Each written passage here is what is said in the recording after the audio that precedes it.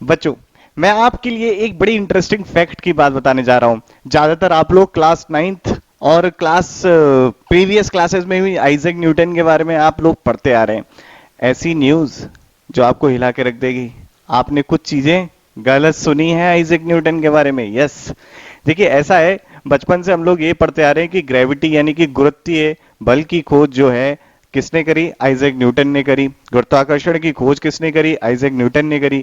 और उसके पीछे की कहानी भी क्या सुनाई जाती है ज्यादातर लोगों को? मैं बताता हूँ ना, मैंने भी अपने बचपन में क्या कहानी सुनी थी कि भाई न्यूटन साहब थे और वो अपने क्या कहते हैं पेड़ के नीचे बैठे हुए थे। पेड़ था सेब का। सेब यानी कि एप्पल ट्री, है ना? एप्पल ट्री के नीचे ऐसे बैठे हुए थे, उनके ऊपर गिरा सेब। और सेब गिरा, सेब गिरने की वजह से ये सोचने पे विवश हो गए कि क्या कहते हैं कि भाई ये सेब नीचे क्यों गिरा। और वो वहां पे विवश हो गए ये सोचने के लिए, तो उन्होंने गुरुत्वाकर्षण बना दिया। और हम यहाँ विवश हो गए गुरुत्वाकर्षण पढ़ने के लिए, है ना? नहीं, खैर हम विवश नहीं है, क्योंकि हमें मिलके, मैं और आप दोनों मिलके सीख रहे हैं चीजों को। मैं तो कुछ थोड़ा सा, लिटिल बिट, जरा सा आपसे ज्यादा जानता हूँ। बाकी ऐसी बहुत सारी चीजें हैं जीवन में जो मुझे भी सीखनी है। खैर वो बात अलग है, अपनी बात पे आते हैं। तो देखिए, एक कहानी है। लोग कह देते हैं कि जो न्यूटन साहब है उनके सर पे जो थे जो एप्पल गिरा, वास्तविकता क्या थी मैं आपको बताता हूं। जैसे इस समय आज के दौर में कोविड फैला हुआ है, स्कूल कॉलेजेस बंद हैं, इसी तरीके से उस समय यूरोप में फैला हुआ था प्लेग। यूरोप में प्लेग फैले होने की वजह से स्कूल कॉलेजेस बंद कर दिए गए थे। तो न्यूटन जो अपने भाई घर चले गए, अपने पढ़ाई वहीं पे कर रहे थे। तो एक दिन वो जो थे खिड़की में से झांक रहे थे, और झांकते हुए उन्हें सेब गिरता हुआ दिखा। लेकिन ऐसा नहीं है कि न्यूटन के वाकई में सर पे जाके सेब गिरा था, ठीक है? खिड़की से एप्पल ट्री से सेब गिरता हुआ दिखाई दिया, या फिर इस कहानी में ऐसा भी कह सकते हैं कि वो गार्डन में बैठे हुए थे तो सेब गिरता हुआ दिखा। लेकिन ऐसा नहीं हुआ था कि सेब वाकई में उनपे सर पे गिरा। लोग कहानी बना दी गई है। अब अब इसका मतलब फिर उन्होंने गुरुत्वाकर्षण की खोज कर दी क्या? यहीं से गुरुत्वाकर्षण बता दिया, अच्छा सारी चीजें नीचे गिरती है क्या? न्यूटन से पहले ये बातें नहीं हुई होंगी बच्चों? सोच के देखिए, न्यूटन से पहले भी गुरुत्वाकर्षण के बारे में जानते थे, गुरुत्वीय बल के बारे में लोग जानते थे, ग्रेविटी के बारे में जानते थे भाई। लेकिन पहले क्या मान्यता थी? पहले ये मान्यता था कि हमारी धरती है, यही एक स्पेशल है जहां पे ये ग्रेविटी एग्जिस्ट करती है। पहले ये मान्यता थी। लोग मानते थे कि नहीं नहीं नहीं, ये ग्रेविटी जो है ना, ये सिर्फ अर्थ पे लगती है, यानी कि अर्थ पे जितनी भी चीजें हैं ना, अर्थ उन्हें अपनी तरफ अट्रैक्ट करती है, ये मान्यता थी। तो न्यूटन ने क्या चीज सोची अलग, ये जानना चाहते हैं? तो देखो, इसको समझना पड़ेगा। अब आप मान लो अंधेरी रात में लेटे हुए हो अकेले, और आप देखो चांद जो है आपको कैसे दिखाई देगा भाई? कभी इस समय यहां पर है, फिर यहां, फिर यहां, यहां, यहां। आपको चांद की गति बच्चों कैसे दिखाई देगी? क्या ये सरल रेखीय है? बिल्कुल नहीं। अगर मान लीजिए, बच्चे ध्यान से समझिएगा, ये जैसे अपनी धरती माता है और यहां पर चांद, चंदा मामा जिसे भी कहते हैं। अब मान लीजिए ये बेटा, ये अगर एक सीधी रेखा में गति कर रहा होता, यानी कि ये तो ऐसे निकल जाता ना भाई। बल्कि भाई अगर ये, इसके ऊपर कोई बल नहीं लग रहा हो, कोई बल नहीं लग रहा हो, तो क्या होगा? ये तो सीधी रेखा में गति, पहली बात गति तो कर रहा है। कैसे पता? क्योंकि रात में हम देखते हैं चांद की स्थिति परिवर्तित हो रही है ना भाई? तो अगर चांद की बच्चे स्थिति परिवर्तित हो रही है, तो निश्चित तौर पे गति कर रहा है। और अगर गति कर रहा है और हम कह रहे हैं कि नहीं कोई फोर्स नहीं लगता, जितने भी अर्थ पे हैं उन्हीं चीजों पे फोर्स लग रहा है, तो इस पर कोई फोर्स नहीं लग रहा है, ऐसा मेरा या उस समय मानना था। तो अगर फोर्स नहीं लग रहा तो भाई ये सीधे निकल जाएगा, और एक समय पश्चात ये उस अंतरिक्ष की अनंत गहराइयों में खो जाएगा। पर रोज रात को चांद दिखाई देता है, ये भी बात है। साथ ही साथ एक और पॉइंट है बच्चों, धरती है अपनी सूर्य के चारों ओर चक्कर लगाती है। अगर वास्तव में ये बल नहीं होता तो पृथ्वी भी क्यों चक्कर लगा रही, बार बार क्यों उसी पोजीशन पे आ रही है? ये क्यों नहीं चली जाती अनंत की उस गहराइयों में? ये भी बात का सवाल का जवाब लोग ढूंढ रहे थे। तो न्यूटन ने उस गिरे हुए एप्पल से यहां की बात करी, यहां पे समझा कि जो चांद है यानी कि मून है वो भी लगातार गिर रहा है। अब आप कहोगे कि सर अगर मून लगातार गिर रहा है तो एक दिन तो हमारे ऊपर जाके गिरना है, हमारे मेरे सिर पे गिरेगा चांद, ऐसे वाली भावना आ जाएगी। नहीं, ऐसा नहीं होगा। क्यों नहीं गिरेगा और गिर भी कैसे रहा है, दोनों बातें समझते हैं। ठीक है, परेशानी की कोई बात नहीं है, थोड़ा सा मैं इसे क्लीन कर दूं जरा। तो बच्चों अगर आप ध्यान से देखो, जैसे कि मान लेते हैं, इस चीज को समझाता हूं और फिर न्यूटन ने जो ड्राइंग करी थी उसको भी मैं आपको दिखाऊंगा।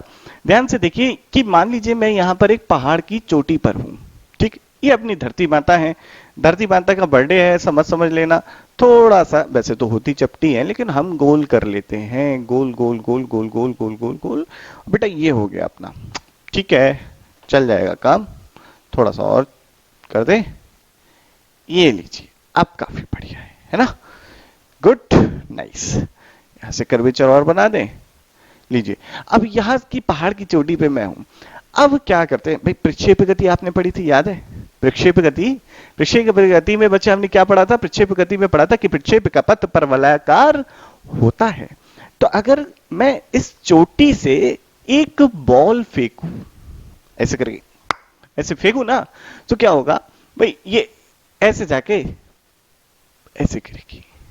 ठीक, मानते हो? सभी लोग मानते हो?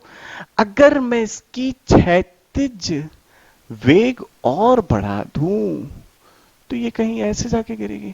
मैं इसका क्षैतिज क्षैतिज वेग बेटा और बढ़ा दूं तो इसकी जो गति है अब ये नहीं रहेगी क्या? अब परवलयाकार नहीं रहेगी बेटे, अब बन जाएगी इलिप्टिकल। और मैं इसको और तेजी से फेंकूं सेम उस डायरेक्शन में हॉरिजॉन्टली, तो एक समय ऐसा आएगा कि ये जो है सर्कुलर पाथ पे चलने लगेगी।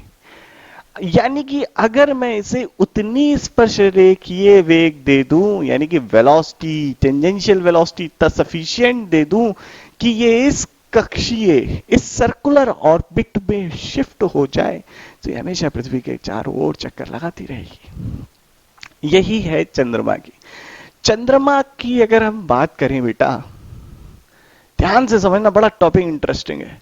तो चांद पे टेंजेंशियल वेलोसिटी है, और चांद जो है जिसकी गति देखी गई तो पाई गई कि भाई ये तो एक वृत्ताकार, लगभग लगभग वृत्ताकार पथ पर गति कर रहा है, जो कि एक त्वरित गति है, सेंट्रीपिटल एक्सेलरेशन, जिसे हमने त्रिज्य त्वरण भी बोला था बेटे। तो ये एक कैसी गति है? ये हमारी एक त्वरित गति है। तो त्वरित गति में बल भी तो चाहिए, वो बल कहां से आ रहा? तो उस चांद के गिरना, गिर कैसे रहा है? हमेशा पृथ्वी अपनी तरफ खींच रही है, हमेशा पृथ्वी चांद को अपनी तरफ खींच रही है, लेकिन चांद के पास ये स्पर्श रेखीय यानी कि टेंजेंशियल वेलोसिटी इतनी ज्यादा है कि ये हमेशा उस सर्कुलर ऑर्बिट में चलता रहता है, कभी गिरता नहीं है।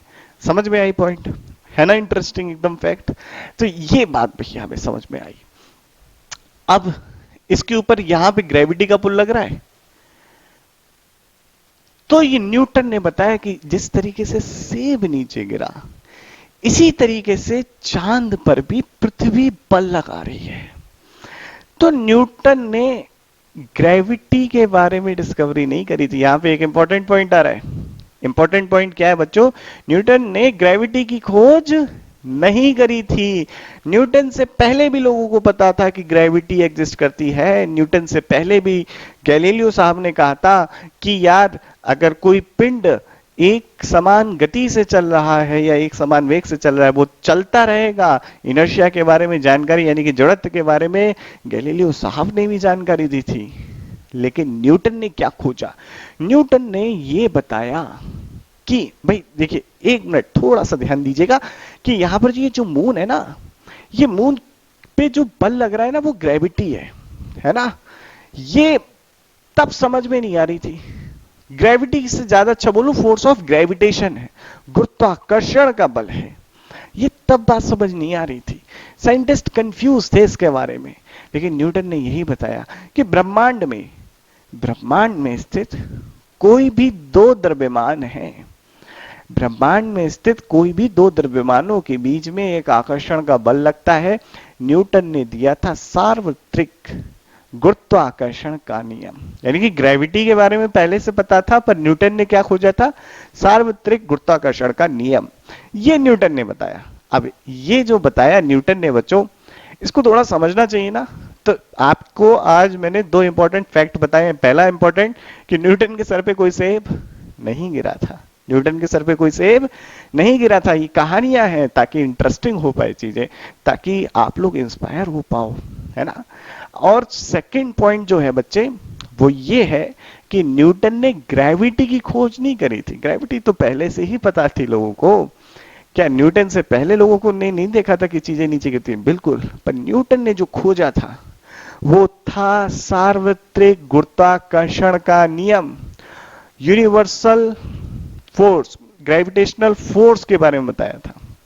Law of universal gravitational force, ये बताया था न्यूटन ने। नियम क्या है इसको जानेंगे। और देखिए, मैं आपको न्यूटन की ओरिजिनल ड्राइंग भी दिखाऊंगा, ठीक है। तो अभी मैं इस बोर्ड को क्लीन करता हूं, फिर बात करते हैं।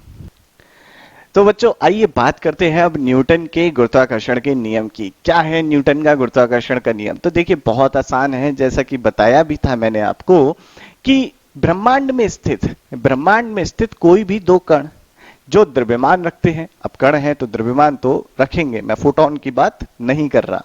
तो बेटा ब्रह्मांड में स्थित कोई भी दो द्रव्यमान एक दूसरे के ऊपर आकर्षण का बल लगाते हैं, इसे ही कहते हैं गुरुत्वाकर्षण का बल। गुरुत्व बल तथा गुरुत्वाकर्षण का बल दोनों अलग हैं। आगे क्या अंतर है इसको जानेंगे, पहले से समझ लेते हैं। तो ये आपके दो पिंड हैं जिनका एक का द्रव्यमान है भाई m1 ले लो, दूसरे का द्रव्यमान m2 ले लो। m1 और m2 एक निश्चित दूरी पर रखे हैं। याद रखिएगा कि ये जो द्रव्यमान है मैंने बड़े बना दिए हैं, पर वास्तव में इतने बड़े नहीं हैं। ये जो सिद्धांत है किस द्रव्यमान के लिए लागू होता है ये भी जानना जरूरी है, ठीक है। जानेंगे। मान लेते हैं ये बिंदु द्रव्यमान, यानी कि इनका जो शेप है ना बहुत छोटा है, बहुत छोटा है, ठीक है। बिंदु, पॉइंट, डॉट जैसे नहीं होता पेन का डॉट, एकदम इतना छोटा है, ठीक। इतना छोटे का द्रव्यमान है। तो ये दोनों द्रव्यमान है भाई, है ना। अच्छा जी, अब ये दोनों द्रव्यमान के बीच की जो दूरी है ये दूरी है r। तो न्यूटन के हिसाब से, जो कि वैध भी है, न्यूटन के हिसाब से ये जो m2 द्रव्यमान है इसके ऊपर एक आकर्षण का बल लगा रहा होगा, अपनी तरफ आकर्षित कर रहा होगा, और m1 द्रव्यमान m2 पर एक आकर्षण का बल लगा रहा होगा, अपनी तरफ आकर्षित कर रहा होगा। अब तो फिर बल है, बल कैसी राशि है, सदिश या अदिश, क्या लगता है? बल तो बच्चों सदिश राशि है। तो क्या बातें करनी पड़ेंगी हमें? बल की दो बातें होती हैं। पहली बात जो होती है बेटे, वो बात होती है कि यार इसका परिमाण क्या होगा, और दूसरी बात होती है वो दिशा क्या होगी। तो पहले बात कर लेते हैं दिशा की, और फिर ये बल लगेगा तो कहां लगेगा, ठीक है ना। सारी बातें जानते हैं। तो बेटा पहली चीज दिशा, इस आकर्षण के बल की दिशा इन दोनों द्रव्यमानों को मिलाने वाली, या फिर इन दोनों द्रव्यमान के गुरुत्व केंद्र को, गुरुत्व केंद्र आगे जानेंगे, गुरुत्व केंद्र को मिलाने वाली रेखा के अनुदिश होता है। यानी कि मान लेता हूं इसका गुरुत्व केंद्र ये है, इसका गुरुत्व केंद्र ये है, तो यहां पर ये बल लग रहा होगा आकर्षण का, जो कौन लगा रहा है, m2 लगा रहा है। किस पे लगा रहा है? m1 पे लगा रहा है। यार अगर m1 पे लग रहा है तो बल का नामकरण भी कर लेता हूं मैं। ये लगा रहा है, देखो 1 पे लग रहा है, तो 1 पे लग रहा है बेटे, तो F1, और कौन लगा रहा है, 2 लगा रहा है, तो F12 लिख दिया। F12 फोर्स लग रहा है, डायरेक्शन ये है। इस पे F21 फोर्स लग रहा है, डायरेक्शन ये है, ठीक है ना आसान। तो बेटा इस पे कौन F12 फोर्स लग रहा है, इस पे क्या लग रहा है, F21 फोर्स लग रहा है। F21 क्यों लिखा? क्योंकि सेकंड पे लग रहा है, द्वितीय पे लग रहा है। किसकी वजह से लग रहा है? फर्स्ट की वजह से लग रहा है, ठीक है बेटे। Is that clear?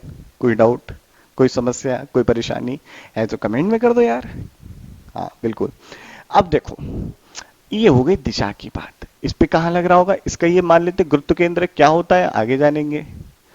और ये लग रहा है F21, यहां क्या लग रहा है, F12।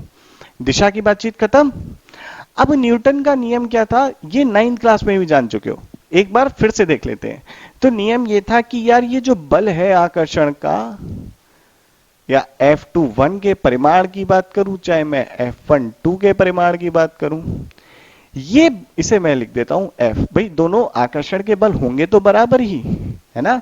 न्यूटन के गति का तृतीय नियम, इक्वल एंड अपोजिट रिएक्शन, तो तृतीय नियम का पालन होता है यहाँ पर। ये जितना इस पे बल लगाता है उतना ही ये इस पे बल लगाता है, दोनों एक दूसरे पे बराबर बल लगाते हैं पर दिशा विपरीत होती है ना। तो ये F आ गया। अब बेटा F का मैग्नीट्यूड, तो न्यूटन साहब ने कहा अच्छा ये जो बल होता है ना, दोनों द्रव्यमानों के गुणनफल के तो समान अनुपाती होता है, यानी कि directly proportional to the product of the masses, और उनकी बीच की दूरी के वर्ग के व्युत्क्रमानुपाती होता है, and inversely proportional to the square of the distance between them. Is that clear? कोई डाउट? ऐसे मुझे याद है ना, ऐसे तुम लोग को भी याद हो जाए यार, ऐसे याद हो जाएगा तो मजा आ जाना है।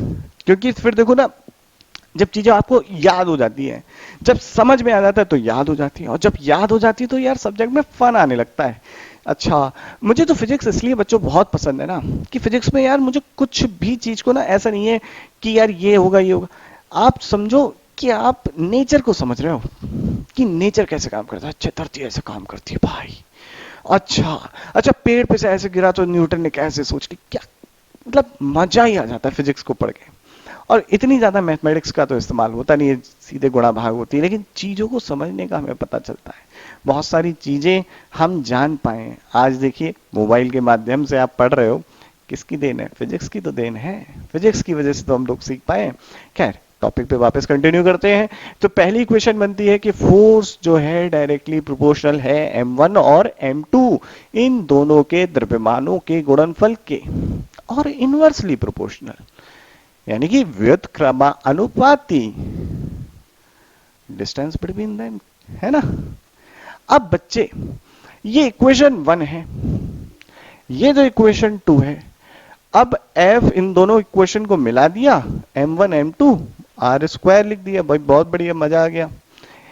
अब प्रोपोर्शनलिटी का साइन हटाते हैं तो एक कांस्टेंट लगाते हैं, ये हो गया कैपिटल G, इसे कहते हैं यूनिवर्सल, क्या बोलेंगे? Universal gravitational constant. G for gas मत समझ बैठना, यूनिवर्सल ग्रेविटेशनल कांस्टेंट, जिसे सार्वत्रिक गुरुत्वाकर्षण नियतांक भी कहते हैं। G क्या है आपका? सार्वत्रिक गुरुत्वाकर्षण नियतांक।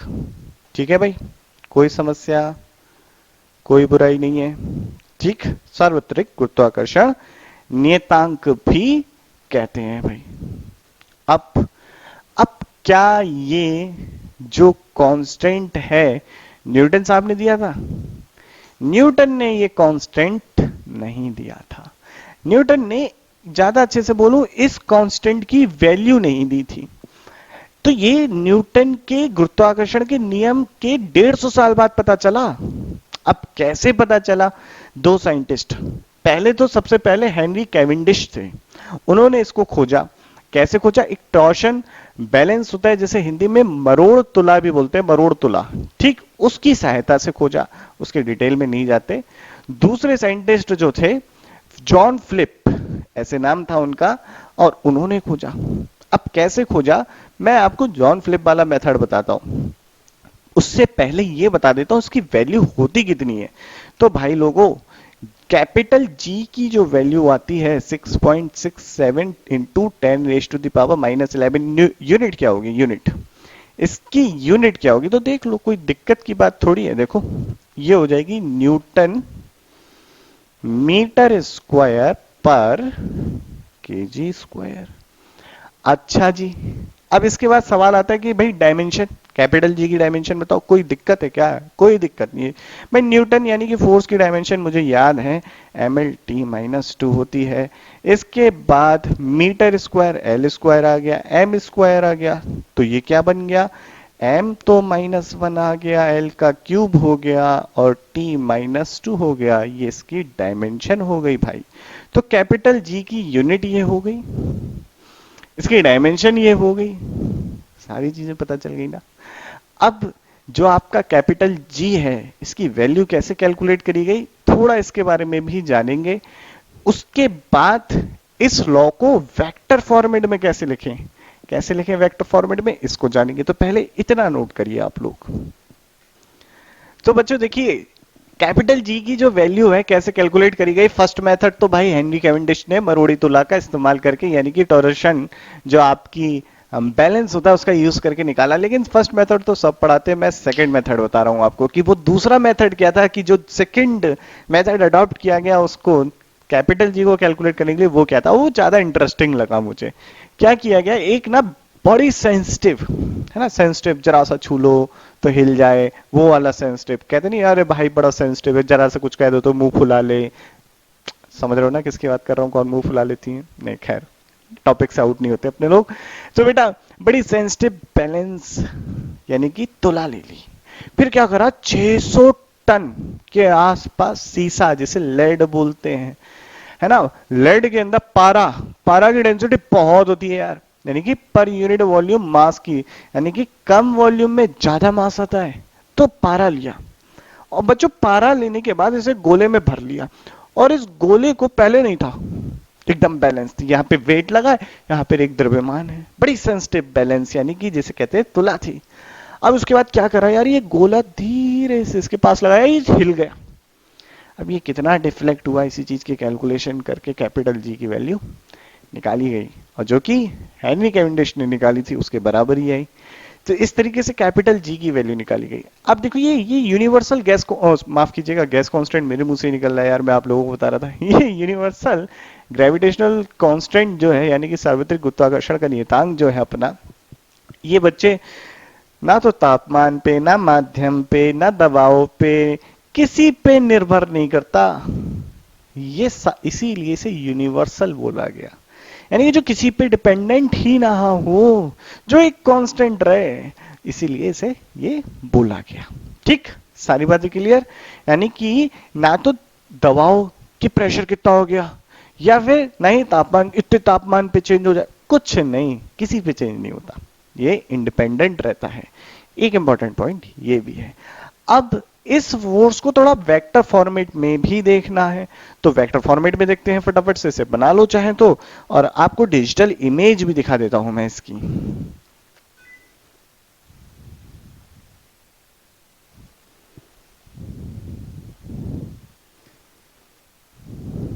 अब बच्चों देखते हैं कि यार इसे वेक्टर फॉर्मेट में कैसे लगाया जा सकता है। भाई वेक्टर फॉर्मेट में लगाने से पहले मेरी एक बात ध्यान से सुनो, ये तो जान लो कि ये कब लग सकता है। हर एक लॉ के एक लिमिटेशन होते हैं, जैसे आपके भी कुछ सीमाएं होती हैं, हर जगह किसी ना किसी चीज की कुछ सीमाएं होती हैं, जिन सीमाओं से हम अगर परे चले जाएंगे तो परिस्थितियां खराब हो जाती हैं, रिजल्ट गलत आ जाते हैं। तो इसलिए अपनी सीमाओं को जानना या किसी नियम की सीमा को भी जानना बहुत जरूरी है। तो याद रखिएगा बच्चों कि आजादी मिली तो है, पर एक जिम्मेवारी के साथ मिली है, तो अपनी आजादी को भी सोचते चलिएगा। चलिए ज्यादा सीरियस नहीं होते अपने लोग यार, वापस आ जाते हैं। पॉइंट क्या है कि ग्रेविटेशनल जो यूनिवर्सल लॉ ऑफ ग्रेविटी है, या मैं कहूँ ग्रेविटेशनल जो लॉ न्यूटन ने डिस्कवर किया है, इसका क्या लिमिटेशन है। तो देखो बच्चे, ये लिमिटेशन कब लगती है, सबसे पहले आपके ऑब्जेक्ट जो है ना बहुत तेजी से नहीं चल रहे हो। तेजी से मेरा मतलब क्या है, इनकी जो चाल है वो प्रकाश की गति से काफी कम हो, वरना आपका यहाँ पर ग्रेविटी वाला सीन नहीं लग पाएगा, थर्ड लॉ फेल हो रहा होगा। हाँ, थर्ड लॉ फेल हो जाएगा, नहीं लग पाएगा। क्या कारण है, क्यों नहीं लग पाएगा, बीएससी एमएससी में जानेंगे। और अगर आप जानना चाहते हैं तो थोड़ा खुद से दिमाग चलाइएगा कि क्या कारण है, मैं बताऊंगा आपको, आगे बताऊंगा, जब बीएससी का भी कोर्स बनाऊंगा ना मैं, तो बताऊंगा आप लोगों के लिए, परेशान नहीं होना। अब आगे की बात सुनो। दूसरा, ये जो हमने लॉ पढ़ा ना, ये जो है आपके लिए किन के लिए वैलिड है, सबसे पहले तो द्रव्यमान बिंदु मास, पॉइंट मास के लिए। कौन से, बिंदु द्रव्यमान या द्रव्यमान बिंदु पॉइंट मास के लिए ये एप्लीकेबल है भाई, हर एक के लिए नहीं है। अब मान लो आप पता चला तिकोने वाले के लिए लगा दो यार, तब तो कहानी गड़बड़ हो जाएगी ना। तो पॉइंट मास के लिए वैलिड है, बिंदु द्रव्यमान मतलब एक पॉइंट पे मास रखा हुआ है, यानी कि उसकी जो आकृति है वो बहुत छोटी है, नगण्य है। अच्छा जी, दूसरा, कब वैलिड है उसकी बात कर रहा हूं मैं। एक तो ये सीन हो गया कि जो द्रव्यमान है, जो पिंड है, उनकी चाल बहुत कम होनी चाहिए। तो स्थिर हो तो बहुत ही अच्छी बात है, तब तो लग ही सकता है। लेकिन अगर स्थिर नहीं है तो उनका वेग प्रकाश की चाल से बहुत कम होना चाहिए, क्योंकि हम क्लासिकल मैकेनिक्स पढ़ रहे हैं यार बच्चे।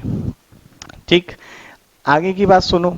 सेकंड पॉइंट क्या है, या तो द्रव्यमान बिंदु हो यानी पॉइंट मासेस हो तब वैलिड है, या फिर आपका भाई जो द्रव्यमान है वो गोलीय शेप में हो, गोले की शेप में, स्फीयर हो, तब भी वैलिड है। ठीक है, यानी कि गोलीय पिंड के लिए भी ये लग सकता है, डायरेक्ट लगा लोगे गोलीय पिंड। बाकी सब में आप, फिर हम कैसे निकालेंगे भाई, बाकी सब के लिए हम करेंगे ना, मॉडिफिकेशन करेंगे, चीजों को देखेंगे, सेंटर ऑफ मास जैसे किया था वैसे सेंटर ऑफ ग्रेविटी भी देखेंगे, सब देखते चलेंगे लेक्चर पे आगे। ये दो बातें क्लियर। अब क्या पढ़ेंगे, अब क्या पढ़ने वाले हैं हम लोग पढ़ेंगे अब ये जो आपका यूनिवर्सल लॉ ऑफ ग्रेविटेशन है, इसको वेक्टर फॉर्मेट में कैसे लिख सकते हैं, यही जानना चाहते हो ना। तो बच्चों अब देखते हैं कि सदिश यानी कि वेक्टर फॉर्मेट में सदिश रूप में किस तरीके से लिख सकते हैं हम लोग किस चीज को, यूनिवर्सल लॉ ऑफ ग्रेविटेशन, माफ कीजिएगा, यूनिवर्सल लॉ ऑफ ग्रेविटेशन को हम वेक्टर फॉर्मेट में किस तरीके से लिख सकते हैं, इसकी बात करते हैं। तो सबसे पहले दो द्रव्यमान m1 तथा m2, इनके जो स्पेस में कोऑर्डिनेट है x1 y1 z1, x2 y2 z2 है। साथ ही साथ जैसे हम कह रहे हैं भाई x1 y1 क्या कहलाते हैं, निर्देशांक कहलाते हैं ना। अच्छा, r1 क्या है, m1 का पोजीशन वेक्टर, r2 क्या है, m2 का पोजीशन वेक्टर, यानी कि स्थिति सदिश। आगे की बात सुनिए बच्चों, अब इन दोनों के बीच में जो ये मिलाने वाली डॉटेड लाइन है यानी कि बिंदु रेखा है, इसको हम जो है भाई इसकी जो भी वेक्टर से दिखाएंगे बाद में, ये दूरी हम कह दे रहे हैं स्मॉल r है। अब m1 पे क्या लग रहा होगा, फोर्स ऑफ ग्रेविटी, आकर्षण का बल, किस दिशा में, ये लग रहा होगा भाई साहब, ये हो गया। क्या लिखेंगे F12, और इस पे क्या लिखेंगे F21। ठीक, यही होगा ना। आगे सुनो, अब अगर ये हुआ, ठीक है ना, ये हुआ अगर, तो बेटा इसके बाद सुनो, F12 को वेक्टर फॉर्मेट में लिखना है। वेक्टर फॉर्मेट में लिखने के लिए क्या चाहिए, वेक्टर में क्या होते हैं बच्चे, सदिश में होते हैं, एक तो दिशा होती है, दूसरा परिमाण होता है। परिमाण के लिए तो नियम का इस्तेमाल कर लेंगे। दिशा, दिशा ऐसा कोई वेक्टर है जिसमें मैं गुणा कर दूं अदिश से और मुझे दिशा मिल जाए यार, याद करो, याद आ रहा है, याद करो याद करो याद करो, याद आएगा। ऐसा वेक्टर जिसका परिमाण एक होता है, विमाहीन होता है, दिशाहीन नहीं, जो साथ ही साथ मात्रकहीन होता है। हाँ जी, मैं बात कर रहा हूं इकाई सदिश की, यानी कि अगर मुझे इस दिशा में एक इकाई सदिश मिल जाए तो उसका मैं परिमाण से गुणा कर दूंगा और मुझे क्या मिल जाएगा, F12 वेक्टर मिल जाएगा। तो F12 वेक्टर को अगर मैं लिखना चाहता हूं तो F12 वेक्टर बराबर होगा magnitude F into F12 cap कह लो, इसकी दिशा में F12 कैप हो गया। अब बच्चे ये दिशा में डायरेक्ट लिखेंगे आप, तो ये दिशा किस दिशा है, कौन सी दिशा है यार, इस दिशा में एक वेक्टर मिल जाए, कहां से मिल सकता है, R2 माइनस R1 वेक्टर करो, R21 वेक्टर मिलेगा। तो R2 माइनस R1 वेक्टर किया तो R21 वेक्टर मिला जो इसी दिशा में है। हाँ भाई मिला। अब अगर मुझे इस दिशा में यूनिट वेक्टर चाहिए तो इसी R21 वेक्टर का मैं क्या निकाल लूं, यूनिट वेक्टर निकाल लूं। तो क्या करना पड़ेगा, वेक्टर को उसी के परिमाण से भाग देना होगा। अब देखिए ये R21 का परिमाण तो ये लंबाई होगी जो इन M1 और M2 के बीच की दूरी है जो कि R है, तो मैं लिख सकता हूं R21 वेक्टर का मैग्नीट्यूड स्मॉल r होगा, नहीं होगा, है ना। तो ये देखो यहां पर R2 माइनस R1 और नीचे स्मॉल r, ये भी लिख सकते हो, ऐसे भी लिख सकते हो, है ना, आसान चीज। अब बेटा देखो, अब फोर्स का magnitude capital G m1 m2 by small r square. f12 लिखना है। f12 वेक्टर बराबर हो जाएगा capital G m1 m2 by r square, साथ ही साथ मल्टीप्लीकेशन में ये r12 नहीं r21 कैप लगेगा। तो ये हो गया G m1 m2 r square r21 cap r2 minus r1 by r। तो इसको लिख सकते हैं क्या, जी m1 m2 r cube r2 minus r1।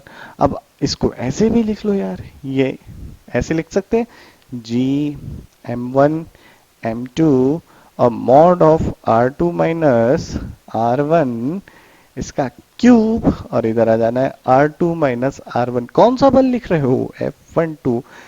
1 पे जो बल लग रहा है 2 की वजह से। अब अगर निर्देशांक के रूप में लिखना चाहते हैं तो r1 वेक्टर को बेटा लिख सकते हो, ध्यान से देखना, r1 वेक्टर लिखा जा सकता है x1 i cap y1 j cap plus z1 k cap. इसी तरीके से r2 वेक्टर लिखा जा सकता है x2 y cap y2 j cap z2 k cap. लगा दीजिए, आंसर पा लीजिए। अब अगर F21 को लिखना है तो F21 परिमाण में तो समान है, न्यूटन का तृतीय नियम, थर्ड लॉ। तो परिमाण में तो समान है किंतु दिशा विपरीत है, और किसी वेक्टर की विपरीत दिशा चाहिए तो उसमें -1 से गुणा कर दो तो डायरेक्शन अपोजिट हो जाती है। तो यहां पर भी अगर मुझे F21 वेक्टर लिखना है तो माइनस का F12 लिखूंगा, जो कि हो जाएगा GM1 M2, माइनस के साइन को इधर ले लेंगे यार, और ये हो जाएगा R क्यूब और साथ में ये माइनस R1 R2। ठीक है बेटे, ये हो गया आपका F21 वेक्टर। सारी बातें क्लियर है, कहीं कोई समस्या अगर आए तो कमेंट में कर देना, बता देना मुझको, है ना। यहां तक की बात हो गई। अब इसके बाद जो अगला सिद्धांत है उस पे बाद में जाएंगे, पहले और इस गुरुत्वाकर्षण बल की विशेषताएं जानना भी जरूरी है कि इस बल की क्या क्या विशेषताएं, कैसा बल है, कैसे लगता है, कुछ और विशेषताएं वो जानेंगे, पर वो जानेंगे नेक्स्ट लेक्चर में। आज के लिए इतना ही, मेहनत से पढ़िए, पढ़ते रहना है, बढ़ते रहना है, रुकना नहीं है और थकना भी नहीं है। ठीक, मजे में पढ़ते रहिए। और ऐसी इंटरेस्टिंग इंफॉर्मेटिव वीडियो है ये, बहुत सारी चीजें मैंने आपको ऐसी बताई जो ज्यादातर लोगों को नहीं पता होगा। अब आप उनमें से नहीं रहे तो कनेक्ट रहिए वित्पत्ति से। अगर पहली बार आए हैं तो सब्सक्राइब भी कीजिएगा। जय हिंद।